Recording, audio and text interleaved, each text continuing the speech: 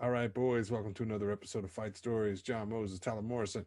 Yeah, what's up, dogs? Uh, Fell off the pony in golf this weekend, I'll tell you that much. oh yeah, your streak's over. Oh, you had Tiger Woods making it to his appointment. Yeah, that's right. Bet the farm on Tiger Woods and got Didn't cut make out it. at the knees. Yeah. Oh my Yeah, God. well, listen, you had a good streak there, kid. You're Oh still, yeah. Oh yeah. Listen, we're in the top three, so yeah. we're sniffing around. Me and Trevor Crane, we're ride or die. There should be a movie on Trevor Crane. Trevor Crane, there should be a movie about Trevor Crane. He's a legend. Yeah. Oh yeah, just a gambling legend. So I don't know if I shared this on the podcast, but I wrote my car off Did you tell me about that? 6 weeks. Did I tell you about that? Yeah, you did. Oh, right. So I wrote my car off, and I've been renting, and the period for me to get a free car rental from insurance has fucking long gone, dude. It is Oh, way past expired, and I'm in the middle of refinancing, so I didn't want to go out and get a car payment to fuck up the refinance. yeah. So I've been renting cars, and I'm also taking my time with the paperwork, but I've been renting cars, and I've rented so many cars in the last month from this rental agency. They gave me a free upgrade to a Mustang. Oh, that's beauty. Oh, dude, it's awesome, dude. I never want to go back. Such a slime ball. You're like, what's his name in Cobra Kai? Oh yeah, for Johnny. sure. Yeah. And so I'm rolling around in a Mustang with the baby seat in the back. So good. When I was like a young child, a young foolish child that didn't know shit about how the world worked, you'd see like an older dude in a sports car and be like, "That guy's having a midlife crisis." And now, like as an older dude, he's like, "No, that guy just finally was able to afford the car he wanted." Yeah, exactly. It's nothing to do with the midlife crisis, dude. He's just like, "Fuck, finally, I've got enough to get that sweet ride." Or like this is a guy who's been spending so much money on booze for most of his life and then was forced to go sober by a doctor or the law, and now Yeah. he finally has enough money in his bank account. Right. That guy, the thing about that guy is he's still living in a 1-bedroom apartment though, but he's finally got that whip. Oh hell yeah. Oh hell yeah. You see a young guy with that type of car, you know his parents got money. Yeah. But you know what? It's always the old guy that goes for the muscle car. Dude, I actually feel like a dirtbag riding it. Like I'm like, man, people must think I'm a fucking dirtbag. Oh man, I am a dirtbag. I would love that shit. If I had a Corvette, I'd have a ponytail. Oh yeah, Tomorrow. dude. It would just sprout. You'd have a ponytail, but then like it would take from the front of your hairline. It would be like it would recede automatically and come out the back. Like, whoa. Yeah. Hawaiian shirt, ponytail, and a middle Damn finger right. for everyone that fucking drives by. Damn right. Ding ding ding ding. Just blasting the finger. Oh yeah, Yeah. that's a good way to start a fight. Just show up in a Corvette. Yeah. I remember when I was in high school, there was this guy was getting kind of picked on by these older dudes, and so he called his older brother up. And these kids, they had some money. I think their parents owned a dealership. Their dad or something owned a car dealership. They're friends with all these rich dudes, and they showed up at the school. All these older guys, and they're all driving like Vipers and whatever, like the nicest cars. It was like a car show, not a fight. They just showed up to intimidate these younger dudes. So But it what was happened? the nicest cars I've ever seen, all in one thing. And it was like a motorcade of all these guys pulling into our high school with these Did cars it to work? Did the intimidate high cars school students. the other kids? What's that? Did it work? Did the cars intimidate them? No, it was kind of lame. But I think there was actually, I will say this. There's this one guy, though, one of the older dudes that was there. He's fucking tough as nails. I'd love to get him on the podcast. We'll call it episode Viper. Oh no, I don't know what if he was. I think he was friends with like the older brothers, But this guy, Dave Liute, cool as fuck. And he went up to this dude and he was like, he's just telling him, like, leave this guy alone type thing. And one of them pulled a knife and Dave Liute got raw on these dudes, man. Like, he just walked up to the guy with the knife and just bitch slaps him right in the face. And he picks up the guy's friend by the ears off the ground. And this guy was jacked too. He was a scary, scary dude. He was probably like 4 years older than me. He's same grade though, dude. Same grade, because that's how it worked. Back yeah. No, he wasn't in high school then, but he's friends with the McGee's, I'm pretty sure. Yeah. Anyway, he picked this kid up off the ground by his ears. Everyone was so scared. It was, and like even the guys with knives they weren't coming anywhere near him. Yeah, because the guy pulled the knife and he pulled his shirt up. He's like, "Fucking stab me, bro." He's like, "Just stick it in. If you're gonna fucking do it, do it." And the guy just backed right off. It was a pretty impressive lesson in intimidation. Now he was 4 years older than these guys, and he was a machine. But I mean, knives are a pretty good equalizer, I'd say. Yeah, dude, it takes quite the Swayze to go up to a guy with the knife. Yeah, shout out to Dave Liute and Patrick Swayze. Got to get you on the podcast, buddy. Come on, Davey. Come on down. He'll come on and be like, "Yeah, it didn't really go down like that." I was actually just glorifying it. Yeah, it was a butter knife. The legend is always better than the true story, Yeah, but I did see that firsthand. So funny. Now let's take a second to shout out our sponsors.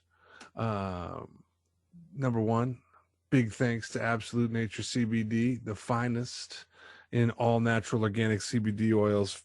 They were there for season 2 and they came back for season 3. I guess they liked what you guys were buying, and you guys must have liked what they're selling, because they are back. Use the promo code Goon Squad and you will get a 40% discount. I know I said 45 before, but it's 40. Yeah, that was all bullshit. That 45, that was 45. Bullshit. 45 is too much. 40. You guys are getting greedy. It's 40. But that's still a great discount. Last season it was 20%. And anybody who is just finding the podcast who plugs in that Goon Squad promo code and they think they're getting 20 are going to get a nice little surprise at checkout, because it is now 40. So make sure you guys check those guys out. AbsoluteNature.com. AbsoluteNatureCBD.com. AbsoluteNatureCBD.com. Let's not fuck them around. Oh yeah. And plug in promo code Goon Squad. Secondly, we want to thank our sponsor, Uncle Ronnie's Tea Bag. The good gentleman at Uncle Ronnie's Tea Bag is where we are selling all of our Fight Stories merch from this season, including the Trevor Gillies Punches Our Vitamin shirts, which are flying off the racks. So make sure you check that out. You can go there. You can get our merch. You can get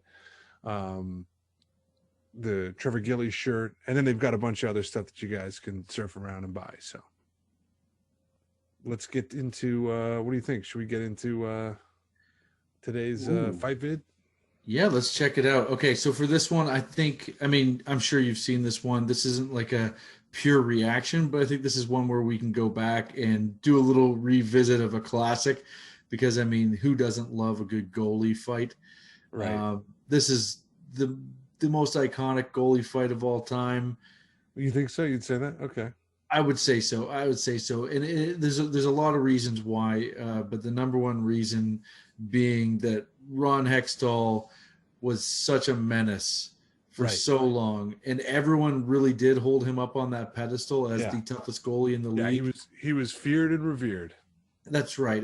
Billy Smith before him, there would be people that probably would say that Billy Smith was tougher than Hextall, but Hextall got a lot of attention for the stick swinging and the antics. He was a wild dude. The Conor McGregor of his time. So I think this fight here is definitely the one that gets the most attention. Oh yeah, in this terms is of this is goalie Buster fights. Douglas beats Tyson is what this is right here. That's exactly what this is. It's the Yeah. upset of the century, and you guys know exactly. If you're a hockey fan, you know what we're talking about. Oh It's yeah, I saw this live. We were losing our minds. oh man, I still remember watching it. It was Yeah. tough for me because I loved Hextall, but Yeah, Felix Potvin was probably my favorite goalie at the time because I'm a Leaf fan. of course, So first and you know, foremost. I love Hextall. I had a poster of Hextall, but I also had a poster of Potvin. So like, this is two childhood heroes going at it. Yeah. Felix Potvin, Ron Hextall. Let's pull Here we go. up this fight. Domi Daniels fight, One sec. and it'll end up 3-1 Philadelphia. This fight isn't over yet. Nope, there's Clark. Wendell Clark goes after Daniel LaCroix. Clark's just on the ground feeding him. Oh yeah, Clark's got LaCroix down, Felix doesn't think this is just a good pumping idea. him. What is this all about? Oh yeah. Felix is doing all right against the Even big the announcer is Hextall. like, Felix doesn't think this is a good idea. You don't know what's in Felix's Leave your mind. mask on, you goalies. Leave the mask on. Now Felix has got to all his shirt half off. Oh man, and Hextall's kind of got the jersey coming off. Yeah. Oh boy. Head No, down. no, no. And Potvin throws a couple nice left uppercuts there when Hextall's Oh, yeah. got the head down. Yeah. Felix has got his head down. He looks like he's tied up, but then he starts throwing those bombs and they're connecting. Mm-hmm. And Oh then yeah. all of a And sudden, look, everybody's stopping and they're like, whoa. Watch the It looks like goalies. Goalies. it looks like it's done, and it's like, And then Clark ran in and grabbed Lacroix, and both goalies now yeah. are shoulder to shoulder talking about goaltending strategies that has worked for them. I Gilmore love how the ref is just like on both of them, like leaning on both of them. It almost looks like a football huddle. Good for Felix, boy. He didn't want to get in this. Hextall's been in a lot of them. Felix hasn't been in. Oh, He's a Hextall popular is guy going to the beat up, Leaf dude. bench. There's a See there's a Hextall's mo- eye? Oh, Oh, he's look, yelling at look at Dobie Hextall. talking shit. I love it, dude. I love it. Took a long time for the old Was that a Flyers playoff game or just a regular reputation to season? show. Just regular season, and it's just a good tilt, man. Such good rough games in Philly. Do you remember that fight where Domi went in the penalty box and then a guy leaned on the glass and fell in and Domi started pumping him? He tried to never squirt forget. water over the box and Domi started pumping him. That was amazing. Oh, that was a great fight, or a great moment. Like just seeing the guy who thinks he's invincible Yeah. coming after a guy like Domi, and then it's like falling in the lion cage at the zoo. Dude, that is exactly what it's like. Like the baboons that just rip these poor people apart, you know? And Domi showed a little bit of mercy because I think he probably was like, "Oh shit, I might get sued here." And then it was a crazy story. I know Domi told it on Spit and Chicklets, the whole thing about it. Oh, so And amazing. how he tried. It's in his book too. Yeah. I think it's Domi's book's called Shift Work. Good, it's a good read. Check it out. But Domi definitely talks all about that and how he had to cool out that situation. Right. You probably get the first few off and you're feeling it and you're like, whoa. Turn it back off. Oh yeah, and it was more that Buddy was he was kind of embarrassed. I think that's what it was like, because they ran with it hard in the media. They ran with that hard. Sports Center's playing that 24/7. That's a great video clip. Oh hell yeah. My dad thought the fans in Phillies were such animals because of that moment for years. And he was not wrong. But they were always like that. If you go watch the Broad Street Bullies clips, man, with like Dave the Hammer Schultz and stuff, like there's cops on the ice. Like I think there's a cop. I don't know if he's on the ice or if he's in the stands trying to break up the fight that's going on the ice. Yeah. And a guy reaches over the glass and pulls the cop's hat off his head. Like a fan, like they're just out of control. Yeah. Animals. You know? Oh, totally. The best type of fans to have on your side. To have on your side. Exactly. But you don't want to be. I still don't want to wear a Leaf jersey to one of those games. I wish our listenership was just all Philadelphia Flyer fans, and that's it. Just a bunch of wingnuts.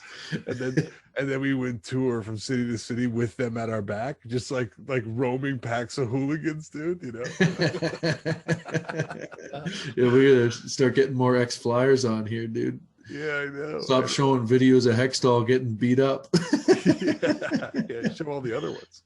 Oh my God. Yeah, but that was the David versus Goliath fight right there. And Hextall, he gave some good shots too. The Hextall did hit Potvin with a couple nice ones, but Potvin, he won that fight. And I would almost say it was a draw until Hextall came up all beat up like that.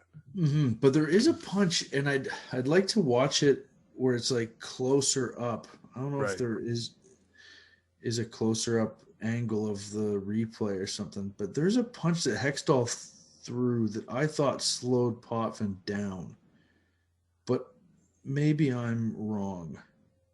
I just felt like there was one, and maybe it's not on this angle of the video that we're watching because it's kind of far back where they're showing it.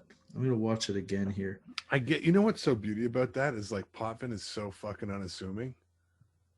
Mm-hmm. You know, like who would have known? Potvin's a cool dude though. Like Potvin would go to punk rock concerts and shit. He's a wilder guy than I think he got credit for. We were trying to sell like raffle tickets to make as a fundraiser for our bullshit hockey team, door to door in my grandparents' neighborhood, and Potvin opened the door, and we were like, "Oh my God."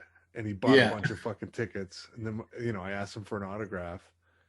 And my dad pulls out a coffee-stained bill envelope and hands it to Potvin to sign.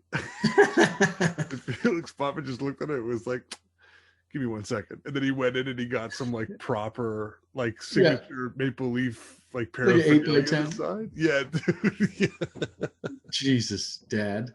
Ken Moses, another classic Ken Moses moment. Man, no, I love Felix Potvin. You know, he was pretty young when he played for the Leafs when they had that. He was, I don't know if he was a rookie. He was pretty young when they had that wicked run in 92, 93. Yeah.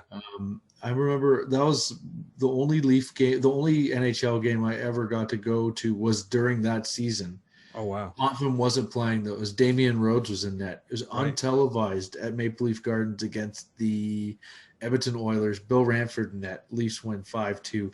Fucking greatest to see that team during – like, that's my favorite Leaf team ever. Yeah. I remember sleeping outside of the Gardens to get playoff tickets that year. And then, like, as like, you know, fucking young teenagers – and then you found out, like, how many years later that you could have just fucked a guy at Maple Leaf Gardens? What happened was I did fuck a guy, and he had nothing to do with the tickets at all. It was just that's just what Church and Jarvis is. So, anyway, great scrap, great Potvin moment, great moment in Leaf folklore. Absolutely. All right, what do you think? Let's get into this. Let's get into this episode. Let's do it up. All right, hey guys, welcome to another episode of Fight Stories. I'm Tyler Morrison here with John Moses and our guest Eric Utsch. Welcome to the podcast, Eric. If you're unfamiliar with Eric, he is a 4-time Muay Thai world champion and also former MMA fighter and bodyguard to the Stars. As we were talking about a little bit before the. Dude, there is a lot to get into. Yeah. Been around the block a couple times. Yeah. So, Eric, first of all, you're from PA. What part of PA? I'm from Allentown, Pennsylvania. Allentown. Yeah. I know Scranton's pretty scrappy, but I'm assuming Allentown's probably the same way. Yeah, Allentown, probably rougher than Scranton, probably. Really? You know, yeah, rougher. You know, Easton had Larry Holmes, with the world heavyweight champion. Right. Larry Holmes is from Easton, and Reading. Like I'm in the middle of Reading, Pennsylvania. We had Kermit Citron and other fighters from there. A lot of big names. Yeah. Travis, nice. You know, a lot of heavyweights and middleweights came from Reading. And we had Larry Holmes. I think he was the longest running heavyweight champion ever, if I remember right. Yeah, I did a comedy show in Larry Holmes' restaurant, and he requested that I not do it there anymore. Oh, shit. And I obliged. Yeah. That's a request you take seriously. Yeah. I probably just made like some offhand joke about him, like up front, like a Larry Holmes joke, and it was probably not flying there. Like, you don't come in here taking a swipe at the crown, Yeah. Um, It sounds like Larry, or if you mention Mike Tyson, he gets all sad too. oh, really? it's- Oh, yeah. Oh yeah. Yeah, he gets sad about Tyson. Yeah. That's funny. So, Allentown, Pennsylvania. These when I think of Pennsylvania, like outside of Philly, I even think of Philly, even though it's a big town, as like a real blue collar, big city. But PA is like a pretty gritty blue collar, like sort of the state over. I mean, I guess that's probably most states once you get away from the city. But I feel like that sort of stuff contributes to creating tough guys. I missed that. You froze up. Yeah, no, I was just saying, like, I when I think of like Pennsylvania, like I really think of like a lot of blue collar, industrial type of places. Yeah, we have the Bethlehem Steel and all the steel mills around here, and Right. like you were saying before about Scranton and Wilkes-Barre and stuff. It's all coal cracking land. Right, So, yeah, right. all Carbondale. town. Yeah. So what you was, guys are Jersey based, correct? You guys are yeah, all from I Jersey? live in Jersey. Tyler's up in Canada. Oh, hey. Yeah. So, Yeah. so what's it like growing up there? Because I'm assuming you're getting into a bunch of scraps just growing up as a kid. It sounds like. Yeah, I was in a behavioral bad kid in the classroom. So I was in a classroom for kids that like to reach out and touch other kids, like not in a kid touching way, but in like a punching and kicking way. Yeah. They took me away from the other kids right early on in my career, I guess, of school. And they put me in a room with a bunch of other kids that like to punch and kick each other too. So I grew up. I was in that classroom from first grade to ninth or 10th grade with the same 6 or 7 guys, girls. Oh shit. Wow. Yeah, it was all The Breakfast Club. Yeah, basically. They definitely didn't look like Molly Ringwald in there though. Yeah.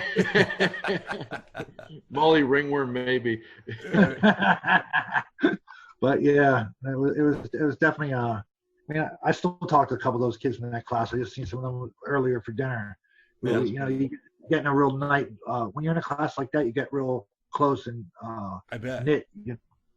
Everyone comes from different messed up backgrounds. Like for me, I was just, my parents are like Sarah playing tall, like all normal dudes, and I'm all tattooed on. I'm tattooed everywhere. I'm on radio. You can't see, but head to toe. Yeah.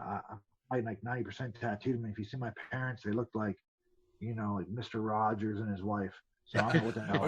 Did you have like 6 brothers and sisters or something? Like, No, I have one sister, and she's normal too. Like I'm the only one in my family tattooed. I'm the only one in my family that likes like that Violent. thought and crazy. Yeah, I guess violent tendencies. yeah. And then Your dad never had any pointers for you growing up in the fight department when you were a kid?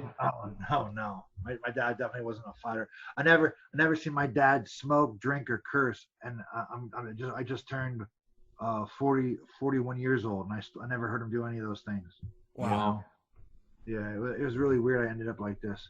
Maybe it was mixed up at the hospital. Who knows? Yeah, well, it sounds like maybe it was a bit of a product of your environment outside of the house, Possibility, yeah. You get put into the mix with 6 other kids that kind of come from a little bit of trouble too, right? That probably Right. wears off on you. Yeah, I mean, yeah. I was always really into like kung fu theater and then like boxing shows, and really big into professional wrestling when I was a kid. I even had, and Pennsylvania was really big. Again, The Rock comes from here, and Jimmy Right. Snuka's from here. The Samoan brothers. They have a big, huge wrestling training center in my town where all those guys came from. Actually, So it's in The Rock Allentown. really- I wasn't sure if that was in Scranton or Allentown. It's Allentown. No, that's in Allentown, the Wild Samoan Pro Wrestling Training Center. We're off of the Wild Samoan. Right. He Padisa came from here. I forget his first name. I think it's Chris Batista or something like that. I don't know. All the the WWF or WWE used to have their headquarters here like for filming, so all the wrestlers would come here and film all the time also. Dude, I So remember yeah, actually seeing like a Wilkes-Barre, like in my mind now, I'm seeing like an old, like, out of Wilkes-Barre, like you'd see like an old WWF like fight card from like the early 1980s. Yeah, an agricultural hall also. And Jimmy Snuka killed his wife or girlfriend here. Right now it's Home Depot, but it was a hotel. And I guess he slapped her a good one, and she hit her head. And he went Did they put that on the water tower? Yeah, I guess. Home of Jimmy Snuka's murder. Welcome to Allentown. Billy Joel wrote a song about here. Hey, we're famous. Yeah. Oh man. Well, so that's an interesting kind of like place to come out of, to evolve out of as a fighter. Did you start fighting in high school? Was like kind of street fights or schoolyard kind of appointment? I started fighting already on the playground in like first, second grade, especially being in that class, and it was the 80s. Like other kids would make fun of you, and then you're already violent, and then people making fun of you, so you would just duke it out on the playground, and then I've always been fighting, Then I got in some trouble and had to go to a school in the summertime in Boston. They sent me to Boston for a behavioral bad school, and then I just my parents put me in karate when I was young and trying to figure out a way to get out of it. And I just went to school and pounded on. Yeah, right. Yeah. You're like, check out. School I'm trained. The school called up. It was like, this is not a good idea. So then that was the end of my karate career. I only got to a yellow belt. So, and then one day I was in gym class running my mouth. This had to be like 11th grade, and I seen a couple of the Ultimate Fighters. You guys probably familiar with it, if not on the radio. Like Hoist Gracie and Ken Shamrock, all these guys were starting out there. Mm-hmm. And it must have been like UFC 3 or 4. And then I was like, there's no fucking way this small ass dude's beating up all these big dudes. Like all my friends. I used to think the same thing, man. Watching that stuff, I was just like, this. I lived with Hoist for a week. He's not that small of a dude. He actually is a big. I mean, those guys are way bigger because they're just giants. But Hoist is like probably 6 foot, 185 pounds or something, right? Yeah, he was 6'2", and he was probably like 180. Yeah, at that point, because so he was taller than me, but and bigger than me at this point in my career when I met him, because I was probably walking around at $170 at this point. I'm 6 foot, so he was bigger than me. I was like, man, he ain't really that small. Yeah, you can't imagine how big the other guys must have really been. Right. It's just those guys are like heavyweights and super heavyweights. Yeah. So I was basically running my mouth about him not be able to do what he was doing. And this kid in my gym class was friends with his cousin Henzo. And he's like, yo, if you wanna come try out your big mouth, like meet us here at this gym. So I forget if I rode my bike or if my mom dropped me off. I didn't drive to a little late. That is hilarious, dude. I hope your mom dropped you off. What are the odds? I walked on in and I challenged Henzo Gracie. I was like, yo, man, like, and he's like, you don't want to fight me and my friend. He's like, you want to fight my little buddy? And I looked right at him. I was like, I'm going to beat up your little buddy, then I'm going to beat up you. He's like, okay. Fight my little buddy first. And his little buddy tied me up in a pretzel in numerous ways. And then I was sitting there on the end of the mat. And I'm like, how's this possible? So frustrated? Frustrated. Like going in there thinking, beating up everyone at school and having a good reputation. And this small ass dude just ties you in a pretzel. And then Henzo comes over, super nice guy, and a friend of mine for me today. Henzo's every interview I ever do, I always thank Henzo. So there was my thanks to him. He's a great-hearted guy. He just came over and sat next to me and was like, "What do you think about jiu-jitsu?" And I was like, "This is great." I'm like thinking in my mind, if I'm this size, and this kid's this size and beat up me, picture what kind of guys I could beat up being my size. So I'm like, I want to learn this. I started training every day. So walking into this place, you've got no training. Just street brawls. Just street brawls. It was like just a tough man competition. Some older kids. I would hang out with older kids, and they would beat me up every now and then. And I beat up kids in the neighborhood. Fighting with kids, and I just went and challenged the Gracies. Yeah. That's fucking What insane, dude. what a huge Yeah. step up. Who sees Yeah. those guys beating people up in the UFC and go, this can't be real? Me, a 17-year-old kid, is gonna go straight out the record. That's awesome. It's insane. It's what it is. But what are the odds too that, I got in line for balls twice. I must have missed the brain section of the.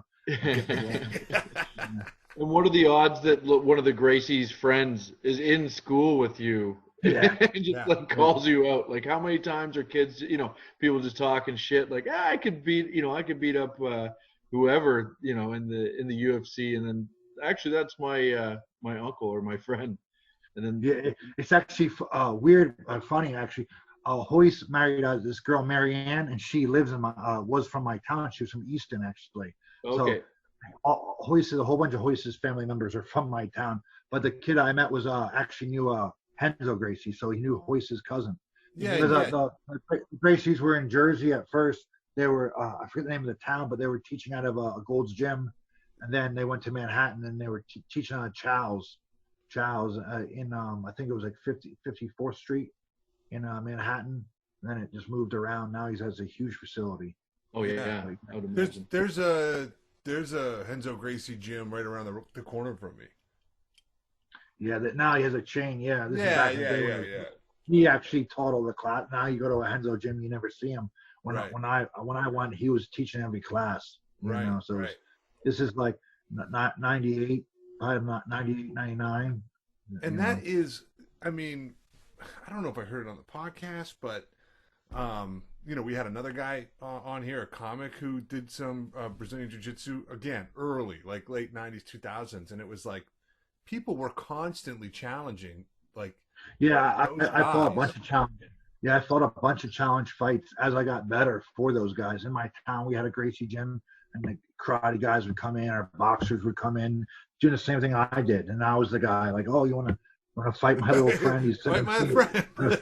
And I was the friend, How did that feel? How did that feel when you're now the guy that they're fighting and you're like, oh man, this is gonna go bad, Yeah, it is gonna go bad. I mean, but back then it was different. It isn't like today. You couldn't do what we did back then today, because it's mixed martial arts more. Like everyone has wrestling, everyone has boxing, everyone knows an armbar, or like back then it was literally like Bruce Leroy versus Hulk Hogan, or Mr. T versus Thunder Lips, like in the Rocky movie. That's how it really was. That's what's really interesting about the genesis of mixed martial arts is really not. It's as much about the different fighters coming in and fighting each other as it is the styles, figuring out what's the supreme style, right? And then the blend of taking a little here, taking a little there. Mm-hmm. Yeah, I mean, back then it was it was Brazilian Jiu-Jitsu, Gracie Jiu-Jitsu, and then when the wrestling came in, when the Greco-Roman wrestling came in, really changed the game. But back then it would be common to watch those fights and see someone jump up and fall on their back on purpose, taking the guy down, because they had no takedowns before the wrestling got involved. Now you don't want to be on your back. You're on your back now. You're going to get pounded out real easily. So everything changed in a very, very short period of time. Right. Yeah. Yeah, it's crazy. So, it's only been 20 years, and like how fast this has all come together. Yeah, and then it went from Americans not doing that good to at least with MMA wise, Americans are probably on top of it. In that sport. I mean, we haven't caught up in kickboxing. Kickboxing, we're still slacking, and there's a bunch of other countries, that are doing a lot better than us. But we caught up with Joe Schilling, who's had the Glory World Championship for a while, and Kevin Ross is doing really well. There's a bunch of other fighters in America doing good. Yeah, all those. We have Voss. Yeah. Yeah. I know you. No, I was just thinking. So you go in there, you start doing jiu-jitsu for a little while, and at how many years did that happen before you start moving over to Muay Thai? Because that's that's your shit. I moved. Yeah, Muay Thai is where I spent most of my career. Like 97% of my career was in Muay Thai and in Dutch kickboxing. I switched over pretty much early because I was fighting all the time. Dan from the UFC, Big Dan, he had a league in Jersey, in what was it called? Elizabeth, New Jersey. He would do this show called BAMA, Bayside Academy of Martial Arts, where he would do no rules fighting. So I would go in, and you would match up by like height. You know, there was no scare or nothing. It was like tough man competitions. So I would go and I would fight, and the one guy outweighed me by like 70, 80 pounds. So I finally got him to the ground and I armbarred him, and they're raising my hand like I won, but my face is all beat in. I'm looking over like, what the fuck? I'm winning these fights, but it looks like I'm losing. And a couple days later, I really look like I'm losing. I was like, Yeah. I bought this grappling magazine, and Melcher Maynor, he was the world champion at the time in America. He was an old K1 fighter, K1 Max fighter actually. And then it said, would you like to be a world champion from your home? I'm like, damn, this is great. I don't have to leave my house. So I bought these home videos, and I started watching these videos and practicing with my buddy. He would kick me and I would kick him. He'd be like, did that hurt? I was like, yeah, that hurt. He's like, oh, I must be doing it right. So then there was this kickboxing gym in my town. So I went down there, and I was like, I was still a kid. I was still in high school, and I really didn't have that much money at this point. My parents were separated and stuff. So at this point, and I just said to the guy, how much to kick your bag? I want to pay monthly just to come in and work stuff off the bag. And he's like, oh, $20. So then, working his stuff off the bag, and the guy's trying to hustle me in. Like, he's like, yo, man, like what you're doing is wrong. And I'm like, for real? Like, I'm watching these videos. He's like, nah, you want to sign up and you want to take some classes. So me being a street king and an already ballsy kid, I flip over the video, and there's a phone number on the back of it to call to order the video. So I call this phone number up, and then I said, hello, my name is Eric Utsch. I'm Renzo Gracie's manager. I would really like to get Melcher and Renzo together to get ready to fight for Pride. So Melcher called me back like 15, 20 minutes later, him personally. And then he's like, hello. And I was like, yeah, my name is Eric Utsch. I bought your videos. This guy in my town says they're full of shit. I want my $100 back. And then Melcher was like, I guarantee everything on my videos. And then I was just like, well, we have a problem here. How can we solve this problem? He's like, well, I do seminars and this and that. So I bring him in for a seminar. And then this guy from my town totally punks out, doesn't want to like say to him to his face, like, the videos are shit. Yeah. So we train together for like the day or whatever. So then I'm driving him to drop him off the airport. And I was like, hey, man, thank you for doing this for me and whatever. I was like, if you ever need a favor, give me a call. So then a couple, maybe a month or so, 2 months goes by. I get a phone call from Mel. And he's just like, hey, what's up? And I was like, hey, what's up? And he's like, remember when you said, if I ever need a favor to give you a phone call? I said, yeah. I was like, what do you need? Like $20, like $30? Like, what's up, homie? And he was just like, no, I need a fighter. And I was like, oh man, I don't know any kickboxers. I do like MMA stuff. It's like, no, I want you. And then I was like, man, like my word's good, because I was a street kid, so you have to have a good word. So I was like, all right, man. So first time I ever leave like Pennsylvania, basically. The first time I ever been on an airplane, I fly all the way out to San Diego. I meet up with Mel. We're hanging out. We're training a little bit. He's like, yo, where am I fighting? He's like, oh, you're fighting in L.A. So I'm like, cool. I've never been to L.A. in my life. We get in the car. We start driving to L.A. from San Diego. Yeah. So I start seeing all these signs for Compton. And I was like, Compton? I was like, the only thing I know about Compton is like Boys in the Hood, and like Friday. I'm like, yeah, like what the fuck is going on? Nothing good. I was like, what the fuck is going on? And I was like, yo, man, I thought we're going to Hollywood. He's like, no, Hollywood Park Casinos. It's in Compton. And I was like, what the fuck? Like, I'm getting like murdered. So they bring us in the back of this it's a horse track. That's what it is, like a big horse thing. They bring us in the back. So I never realized how big it was.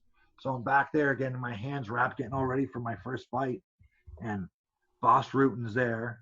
You guys are familiar with fighters. You do a fight show. Yeah. Boss Rutan's there. Quentin Jackson's there. Pedro Hizzo, like all these big names for the UFC.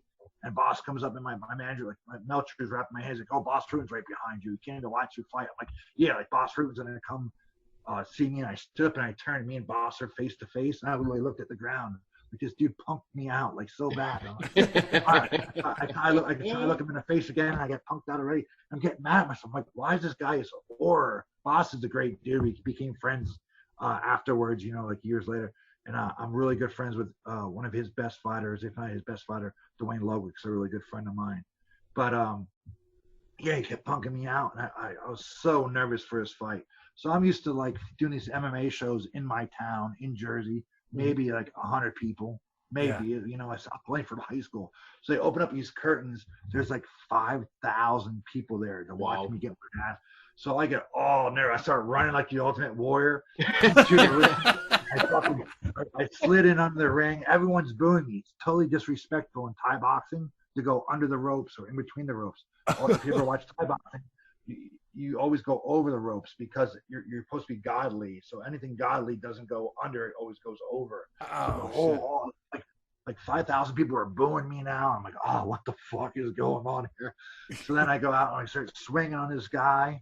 We're swinging back and forth, and then I come. The bell rings. I go back, and my eyes are everywhere. I'm looking at boss, looking at me. All these people are looking at me, and I was like, "Yo, man, like I made the wrong decision on this one."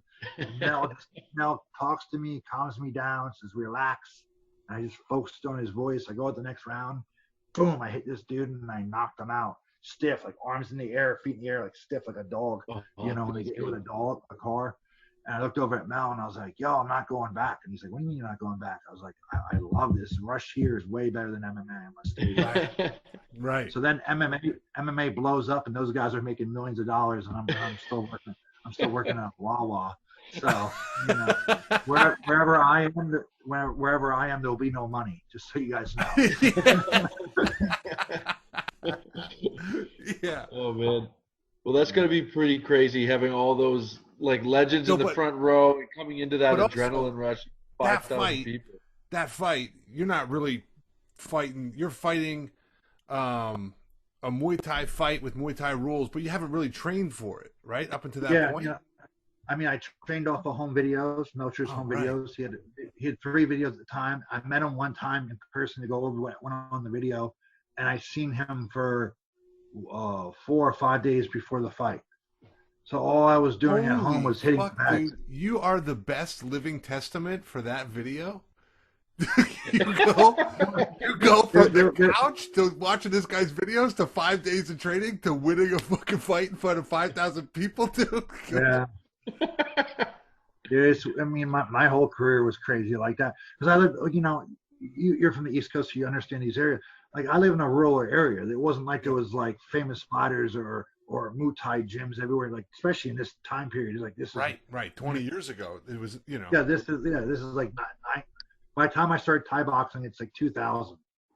So, yeah, exactly, like, what, 20 years ago or so, 21 years ago? I don't know what year it is. Yeah, there was nothing around here. You know, you got, like, maybe American karate or taekwondo. Yep. So, you know, I had nowhere to spar. I had to go. That's how I went to Holmes's gym, because I would go to Larry's gym once I started deciding to be a Thai boxer. I was like, well, at least it's boxing. At least I'm getting my hands better. At least you go to Larry's gym. Half of it. Yeah, but then you know, if you're a white dude in the boxing world and you suck, it's very hard because you know you're in the hood gyms and they usually don't like the pale ass white dude. So you're always getting, you know. They called me Pinky. They're like, kill Pinky, you know. But then I went to Marshall Kaufman's gym after that, and it was really good. You know, different mix. Yeah. You know, did you feel that it set you back a bit training in those gyms where you weren't? It's like a fish in a big pond, like swim or sink. Mm-hmm. I don't think it would set me back. I don't think you learn quick. You know, like you know. You have 5 or 6 fights and the other guy has 40 fights, you're going to learn to move your head really quick or you're going to get knocked the fuck out, you know? Yeah. It's just like life, you know? I always grabbed the shitty end of the stick and worked my way up. I never started off like at the top. Yeah. MMA, I was a big mouth kid in Muay Thai, you know, I was helping a guy out that needed a hand and I just climbed up for some reason I step in shit and I always end up with the shiny new shoes. You know, it's just how my life just ended up, you know. So what happens? You go, you fight that fight. You say, I'm never going back. Yeah, and then me and Mel were together. For like 4 or 5 fights after that, you know. Right. And then I lose to this guy Josh Aragon, who's still fighting, who's doing a really good name, but we're amateurs at this time. I lose to Josh Aragon, and then I lose in St. Paul. They flew me to St. Paul, Minnesota, and I lost a hometown. I lost to a hometown guy. You know, like the fight was really close. It could have went either way. They gave it to the hometown guy. So Mel was just basically kind of mad. I lost 2 times. So he's like, hey, maybe we should separate ways. And there's another Thai boxer named Koban Luksai Mai Mei Tong. He was a real famous Thai guy who was living in Windale, New York. It's kind of up by the Catskills. So, I was all going to Catskills. That's where Tyson came from and different guys like that. So I was like, oh, this is cool. So I went to Windale, New York for a couple of years. Go there for that reason because Tyson came out of Catskills, or he just happened to get a chance? No, he was a Thai guy, and some girl married him, and he got a visa, and he was living there. He definitely did not want to. Thais call American fighters furlongs, like foreigners, like white guys. He definitely didn't want to teach a bunch of furlongs how to Thai box. Right. He wanted to drink cheap beer and hang out in the woods. Yeah. So his wife looked at it like a way to make money off his name or whatever. So after a couple phone calls and talking to her and whatever, I went up there and I trained with Koban for maybe a year or so. Then I kept moving around, kept looking for better things. I was in Manhattan with Phil Nurse for a while. I went to Master Toddy's gym in Las Vegas. That's where Kevin Ross is from, and a lot of other big names. Gina Carano was from there. Gina was there at the time. And then I went to American Top Team right when they opened up because Sakasam Fairtex was there. And then eventually I went to Fairtex itself in San Francisco, and I tried out for their fight team. The first time I didn't do that well. Ryan Roy actually split my eye open, and I had to go get stitches, so it wasn't a fun trip. And then I went back again, and I did a little bit better than I just became friends with the one girl who I thought was the janitor. I thought she was the janitor's daughter. She was always sitting there in the front of the building, not really doing nothing. It ended up she was the owner of the whole company's daughter. And she just took a friend to me, and then she's like, you want to be on this fight team? And I was like, I don't think they want me that much. She's like, it doesn't matter what they want. It's matter what I want. And she's like, you know who my father is? I'm like, yeah, like Uncle, the janitor, right? And she was like, no, my father's like still fucking long. The guy who owns this whole company. I was like, oh shit. You stepped in it again, dude. You stepped in it again. Stepped in it again. Then she just hands me this fucking goodie bag full of gloves and shin guards and everything I needed to train.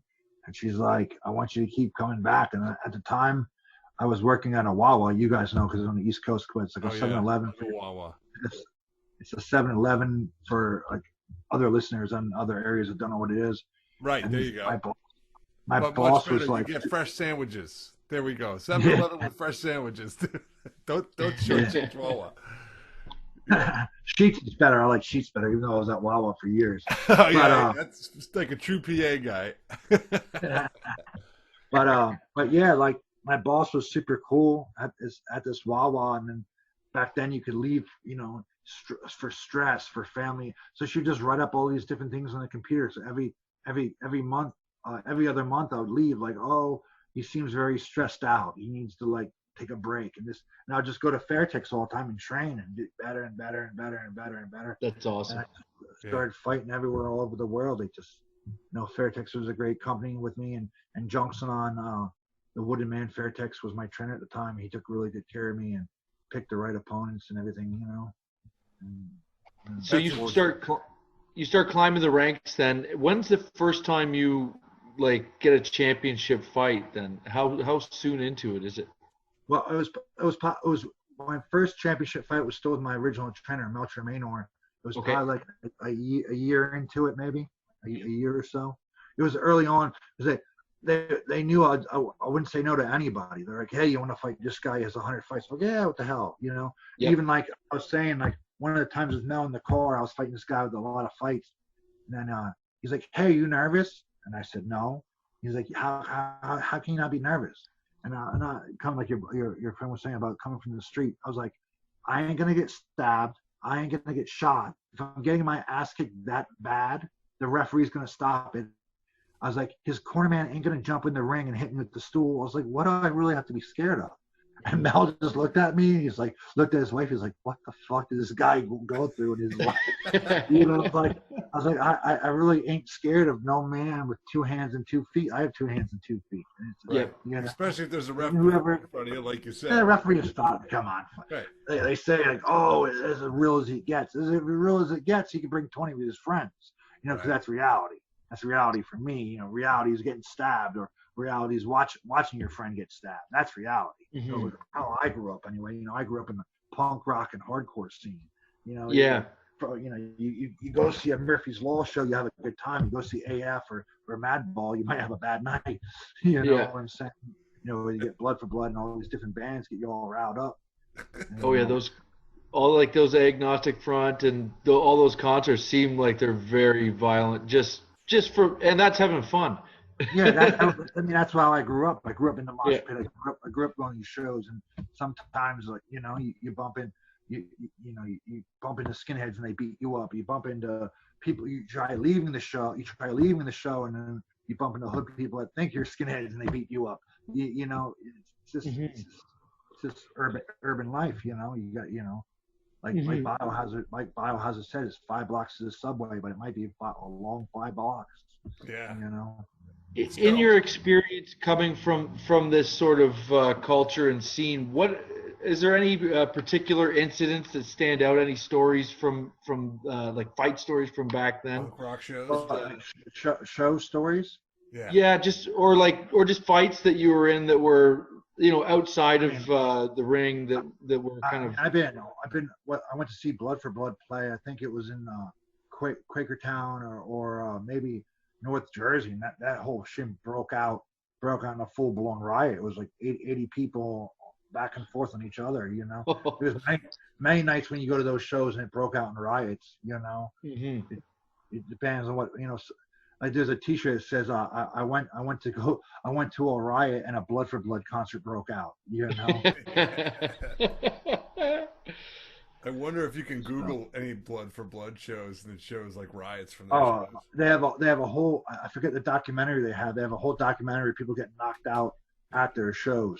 Jesus, oh man, that could never happen now either, because it's like liability insurance would be through the fucking roof. Oh yeah, get sued. I mean, I'm surprised those people don't go back now and try. You know, Me Too, the Me Too era comes to sue people.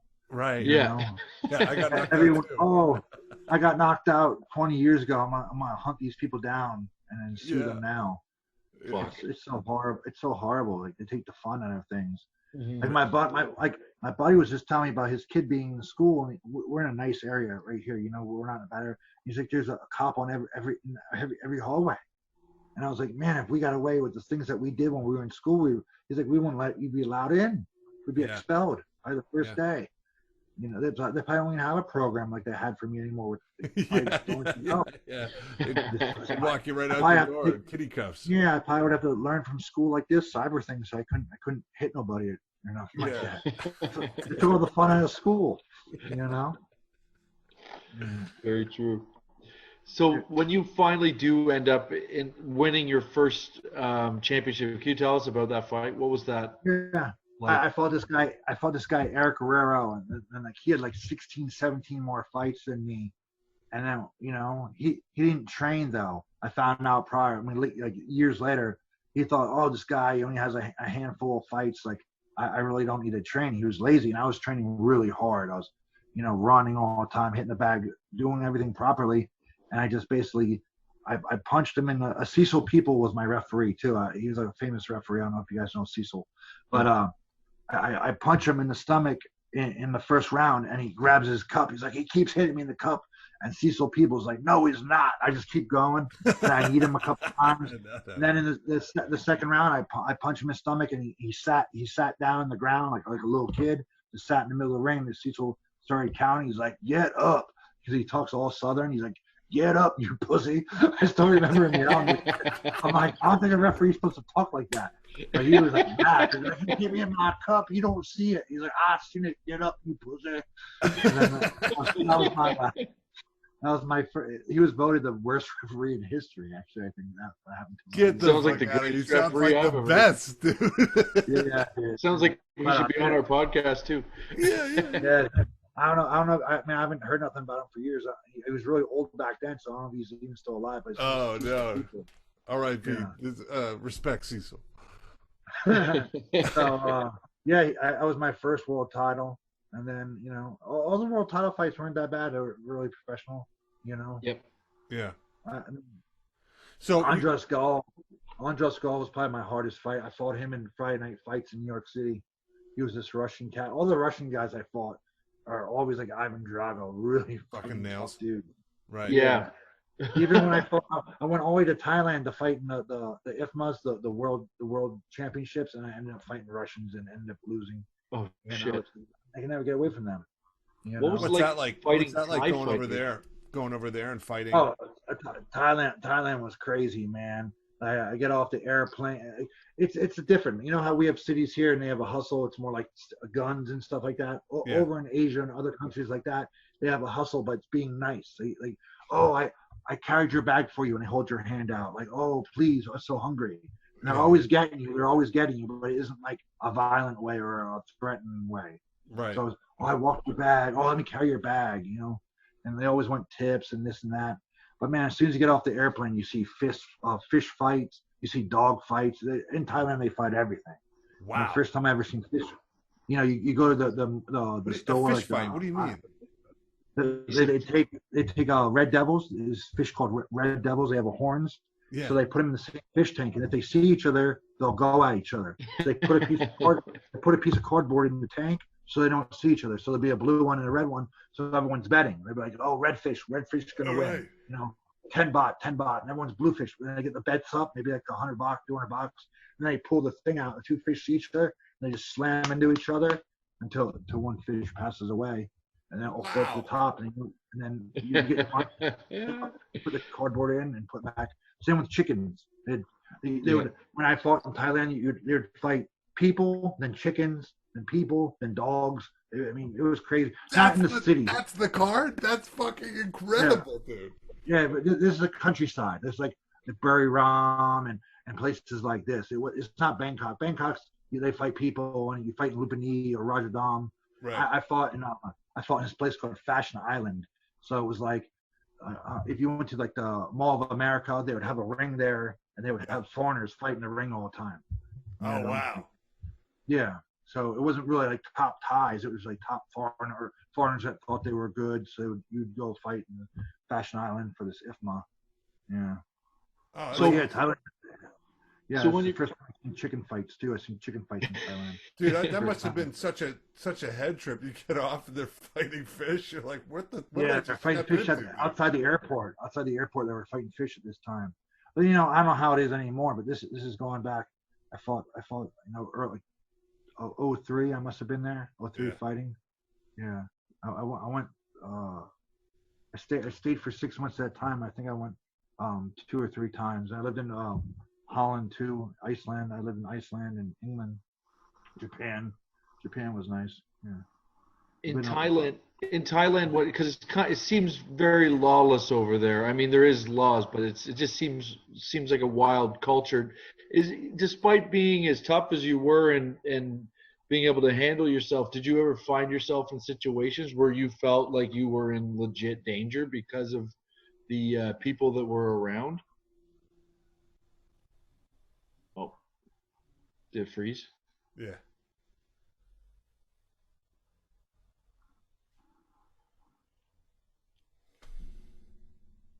All right. He'll be back. Yep.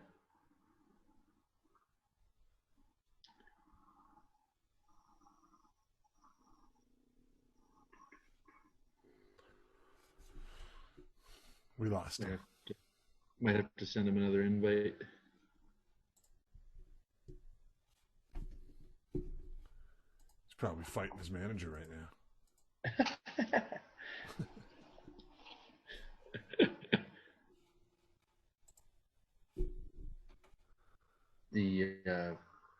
I just took out my recorder and just recorded part of my stuff anyway. Yeah, in case the audio isn't good, then we have a better audio recording. Yeah. We'll see. He's a beauty. Yeah, he's great. We'll talk to him a bit about the bodyguard stuff, Yeah. and then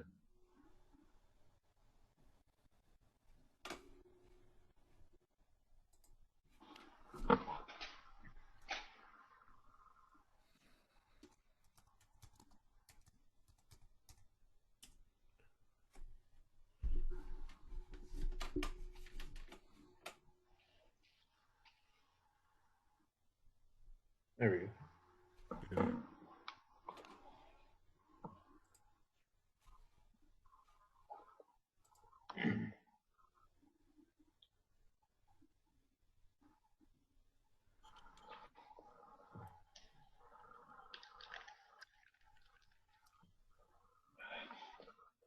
Yeah, this new mic, it just takes like a little while to install on here. Okay. So I can either have the mic or the video or the high def video, but the mic was going to take too long to set Okay. up. The video looks. I'm better just now. gonna go You were buy a looking new- little rinky dinky before. What's that? The video looks better now. You were looking a little rinky dink before. Yeah, the fucking video is worse. Or it's good now, but it was worse for sure. I'm just gonna go buy a new laptop. Oh, here Fuck he it. is. Here he is. Oh, Daddy rolling. Just going buy a new laptop, huh? Oh, this one's toast. Yeah. Yeah. Hey, Hey, all right, all right. right on. I'll just say what I was saying in case it cut off while you're there. But I was just asking you when you're fighting over in Thailand, because it is kind of crazy environment, a little bit different than what we're used to. Even though you're as tough as you are in fighting, Wait, before you get there, what is it like over there? Like, is it lawless or is it like super respectful and everybody's quiet? It's an Asian culture. It was everyone was really nice to each other that I've seen. You know, Okay. I didn't see no street fights or nothing like that. You know, everyone's a Buddhist, so it's different. You know, they believe in Buddha and there's what I seen. You know, and I was in the countryside. I seen the countryside. I did see the city. I didn't see no street violence or guns or nothing like that. Oh, interesting. Yeah, because I was just wondering if you ever felt like there was any scenarios where you were in danger while you were over there, just because of Where You got- I'll kick these you little fuckers over a fence. A lot of those little fuckers will knock you. I know. Yeah, right. 105 pounds and 300 fights. You know. Right. Jump up, spin, kick your head off. Yeah. Like was I can't think of his name. The guy from Onbach, Tony Jaa kicked him in the head. Oh yeah. I met Tony Jaa. He was a super nice guy. I met him he was in New York filming some stuff, and I got to meet him because I was still the champion at the time. Oh, wow. cool. Me and Phil Nurse. You guys probably know Phil. The people that don't know, Phil Nurse used to teach a lot of UFC fighters like George St. Pierre and them. He was all their kickboxing coaches. And then he had a gym called the Watt in New York, so I trained there for a while. But going back to your situation, yeah, everyone's real nice, and you gotta be smart. Like wherever you are, you gotta use your street smarts. Like you don't go down shady alleys when your stomach tells you not to go down there. You don't go down there. No matter who you are. You don't eat the food off the weird truck. You know. I stayed away from betting. That might get you more fucked up than walking down the wrong alley, dude. Yeah. Especially in Thailand, number one country for sex changes. So you have to watch who you go home with in bars. You know, you gotta check the oil in the tank sometimes. You know. Oh yeah. Thailand was a crazy spot. I think altogether I lived there like on and off. I think it was a year and a half, maybe a year. Going back, like staying for 3 or 4 months, coming home. My favorite country I was in though was the Netherlands. You know, okay. I lived in Holland. 3 months. I lived in Den Bosch 2 months with Andy Sauer, the world champion, and I lived in this place called Helmand when Dwayne Ludwig was getting ready for, I believe it was his last UFC fight. Me and Ludwig went to Helmand together, and we trained at this gym called CSA in Helmand, different than the CSA in America. There's 2 different gyms, the same name. Nice. And isn't that where Boss is from too? Yeah, Boss is from Golden Glory originally. He was with Raymond Deckers and Core Hammers and all those guys. I forget the name of the actual town that the Golden Glory is in. I can't remember. But Nicky Holskin was right by us when we were in Hellman. He had a gym right down the road. Nicky Holskin's also a Golden Glory fighter and was with the Boss team. And that's like so that sounds like it's a pretty established culture for fighting there and training too, right? Kickboxing's the number 2 sport over there. So there's soccer, which they call football. And then like the next sport down, like their baseball would be kickboxing. Yeah. Wow. Oh, that's cool. So it was cool. Like my whole fight career, I was straight edge. So it was cool going to the bar, and then they would be playing like K1, or they'd be playing the local show up and down the street. So it was great because I didn't drink or nothing at the party. Everyone's like, all the trainers over there, like Andre and all these trainers, like, oh, you come to train a little bit, and there's girls and there's drugs, and I was like, I came here to begin the number 1 kickboxer in the world, and they would laugh. They're like, yeah, whatever. Then I'd show up every day. They're like, how long are you in the country for? I was like, oh, I'm going to be here 6 months. And they're like, what? Like, who comes here for 6 months? I was like, I want to come to the number 1 country in the world for kickboxing, so I came here. Yeah. And so when you go over there, because that's kind of wild. So you're doing all this shit as a kid, and you're not even drinking or getting high. No, I was straight edge until I retired. Wow. Close to the end of my career, I started hanging out with dancers, like strippers, and it just got hemmed up in the lifestyle a little bit, with partying and drinking. It just goes hand to hand. Yeah, but when you were in the Netherlands, if it's like the second biggest sport, are you a household name over there because of your pedigree there? American fighters ain't looked high upon it. It was like over in there, the Dutch fighters were number 1 in kickboxing. And then it would be like Japanese in England. And then at that time, when I was there later on, Italy was really big. They had a fighter named Giorgio Perosion, who was the world champion at the time. So and then Liam Harrison was from England. There's a lot of big American fighters, like the ones I named earlier were like the biggest names. You got the Joe Schillings, you got the Kevin Rosses. There's only a handful of guys that you were in other countries and they would know their names. Okay. They didn't know who I was. I at one point with the WBC kickboxing or Muay Thai, WBC Muay Thai, I was number 1 in America and 17th in the world. And my trainer said one time, the only people that matter are the top 10, and of the top 10, who only matter is the top 5. Right. So if you're not the top 5 in the world, like no one's gonna know your name. Right. And you see with boxing, there's a million boxers. How many boxers? The guy number 20 in America, no one knows who's 20 is. They only know that in America, they don't even know who fucking 20 is. Right. Yeah. So same. So then you start partying at the end of the career. Like that must have been a nice, letting the valve off to. It was a crazy couple years, I guess you would say. Yeah. So is that how you sort of segue into doing the security guard work?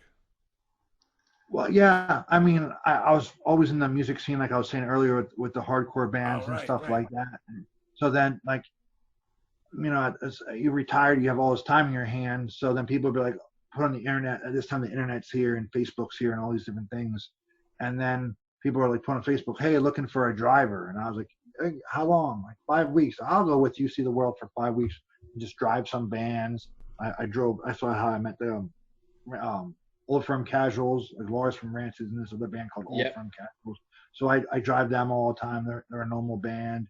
Then I did Madball already, and I did a bunch of bands. Then with the girls, had some friends that were connected in the porn industry, and they're like, hey, this girl's coming to your area for like 2 weeks, going to these strip clubs. She's looking for someone. I can't make it. Can you make it? And I'm like, yeah. And you just become friends with people, like the radio show or whatever. You just become friends with people. Then when you're in that area, they just hit you up. Now I'm just trying to grow that now. That's what I'm working on now, is growing that. So more clients. Any fights in those situations?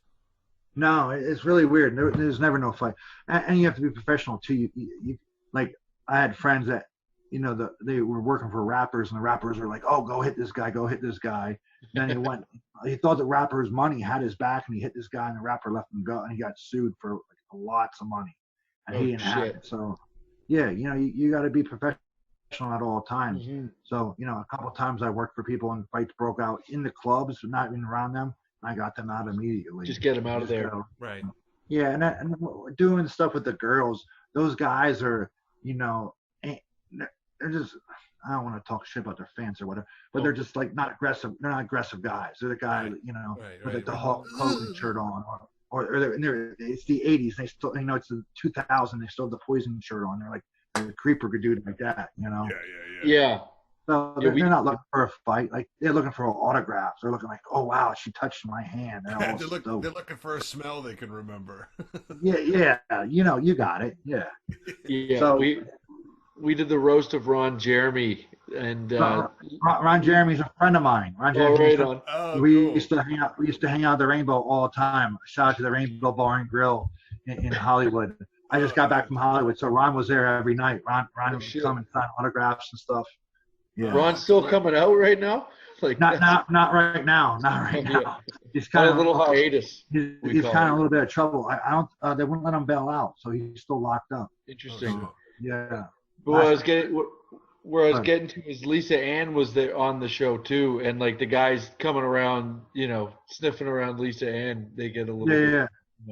Lisa Ann. How do I know? She a Reading girl? Is that the girl from Reading? Lisa Ann? She's from she's from Pennsylvania. She's from Reading. My friend Derek used to be her photographer. I know that's our name. Sounds familiar. Yes. Yeah, Nail and Palin. Yeah. Right on. Yeah, she had the company. Wasn't it called Skin Industries? Wasn't that her? So. I'm not sure what her company is. She's on Sirius XM though. She's done very well since she's parlayed it into a mainstream career pretty much. Yeah. I think she owned that company Skin.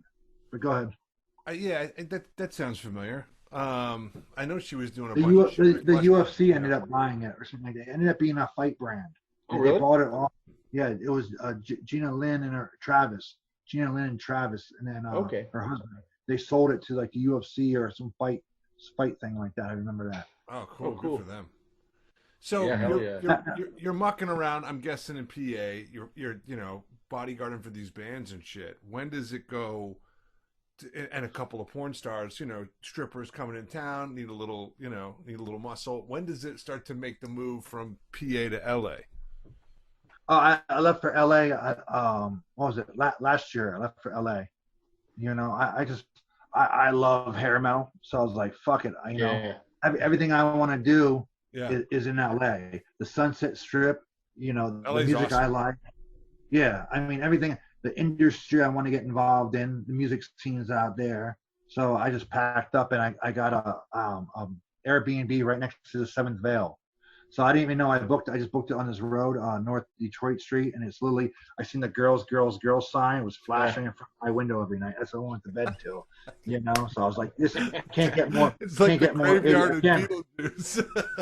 Yeah. That's like, awesome. Again, I stepped in shit and ended up with a brand new pair of shoes. I couldn't get no better than that for living. So then you start hanging out. At what point, when you're talking to these people and you're looking for like a little bit of security work, does your resume unfold? Yeah, I mean, I gave my resume out. LA was a real hard nut to crack. Everyone thinks they're going to go out there and make it big, but it's really networking. And I was just out there, and then the Corona killed my networking. I was out there for a year, and then everything started to roll a little bit. I started meeting people like Ron and different people, and then Corona hit, and just everything closed down, and I was there for like a month or two trying Isn't it amazing how it always fucking comes back to who you know? You know what I mean? Like you say about networking and meeting people. I mean, that's with anything though, Yeah, I mean, is the world champion really the world champion, or do you have like 20 tomato cans and they give them $1 million fight? Like how many fighters do you know like that had a lot of easy fights on the way out, get the payday, wasn't that good, took the ass whooping, someone got paid, and then that's it. Or maybe they gets two good fights, got 2 good paydays, and he's done. You never hear of him again. That's just the fight world, and it's this world in general. Right. One hand watches the other. You're never gonna get away from that. Yeah. Awesome. And with the bodyguarding, who are some of the people that you've got to bodyguard that maybe you were a fan of before that like? I did Vince Neil for a couple of days just because he was coming through my town. Oh, cool. So Vince Neil was cool because Motley Crue, and I was all into that stuff when I was a kid. Yeah. And hanging out with when I did the Old Firm Casual tours, that's Lars from Rancid. So I always grew up listening to punk rock, so everyone knows Lars. I did Jen Jameson. I did Nikki Tyler, like before, like right when I was doing MMA yet. So it was like 98, 99. I bumped into them. I did a lot of people I worked for, I didn't know who they were, but now we're really good friends. Like Christina Rose I worked for, I didn't know who she was until now we're good friends. And, Joanna Angel and Small Hands, they were all in the punk rock scene. They're just really famous in the thing they do, the Burning Angel company. So very cool. I mean, yeah, it was more like just homies. You know what I'm saying? It was no one like, oh wow. I mean, when I was living in LA, when I was living in LA, going to Rainbow every night, it was more like rock starish than actually working because you're sitting at the bar, and the next thing you know, the guys from LA Guns are there, and I met Steven Adler from Guns N' Roses, and I met Duff McKagan, who's a huge punk rock fan and really into, just super cool. He sat down next to you, super cool dude. Me and him and Paul Bearer from this band called Sheer Terror, they must have talked about old 70s punk for like 2 hours. I was like, I can't believe it. I'm here with Duff McKagan and Paul Bearer. Yeah, talking about old punk rock from like the 70s. Like 20 years before I was even alive. Yeah. And he was big into martial arts too. Like he never, I don't know, he didn't compete really, but Duff McKagan actually trains with let me get this super not Bill Wallace. He trains with damn. Now it's gonna slip my mind. But when he lost his liver appendix, a burst from the alcohol use from all those years.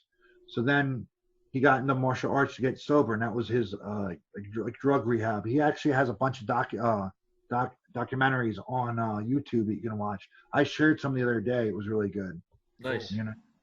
Benny the Jet. He trains with Benny the Jet Merkowitz, old 70s kickboxer, 80s kickboxer. Yeah. But yeah, I was talking to him. That's how we started the conversation with Duff. So I went over to him and I said, hey, I'm a former 4-time world kickboxing champion, and I seen your documentary about getting sober through martial arts. And I was like, it changed my life a lot too. Like I'm a way chiller, more laid back guy now that martial arts is my life.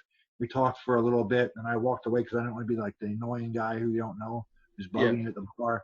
And he came back later on that night. He came up and started talking to me and Paul. Paul Bear is a friend of mine from Sheer Terror. So he started talking about, nah, that guy don't. Maybe he did. But then we started talking. We started talking again. He was just a laid back dude, and we talked about martial arts for a while. Yeah, that's awesome. It's just like it's cool how you just find those common connections with people, and I think Howard Stern used to say everyone's connected through 8 people of Kevin Bacon or something like that. It was a joke that Howard. Kevin Bacon. Yeah. But it's very true in life. Like everyone, like you guys mentioned Ron, and I know Ron, and through me, like Guns N' Roses and this person out. Everyone, three people right here in this radio show. We probably know millions of people, and now people listening, billions. Right. How it's connected. Well, that's awesome, and we just want to say thanks so much for doing the podcast. It's amazing how it comes together. Like we always have, and that's how the podcast works. Is one person kind of unlocks another guest and introduces us. And our friend Billy Tardy, he connected us for the podcast. Yeah, but Billy always has like a line in on some scrappy MMA guys. Yeah. You got all the hockey dudes. And he's in the punk scene too, right? MMA dudes. Yeah.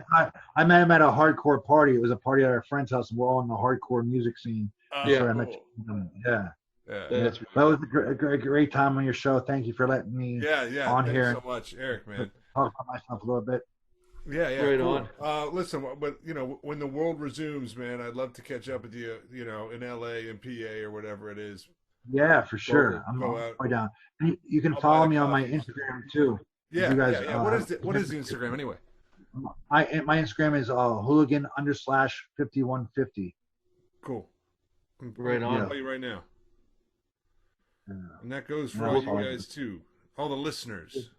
And we'll Yeah, throw it I'll up on the screen for when this goes on YouTube and stuff like that, so people can follow you. And we'll include the links in the in the bio and stuff, so people know where to find you if they need any security work. You know what I mean? Sweet. Yeah, thank you. Fuck yeah. Awesome. Well, thank you so much again for being on. And Eric Utsch, everyone, make sure you follow him on Instagram and check out some of his fights on YouTube. Your fights are. We watched the highlight reel. It was just a rampage. That's when I was young. Now I'm old. Now I'm a lover, not a fighter. Yeah. Now you get to celebrate on podcasts. So. Yeah, that's right. All right, Eric, awesome. Thanks so much, man. Guys, talk to you soon. Right on. Be safe. Later. You too.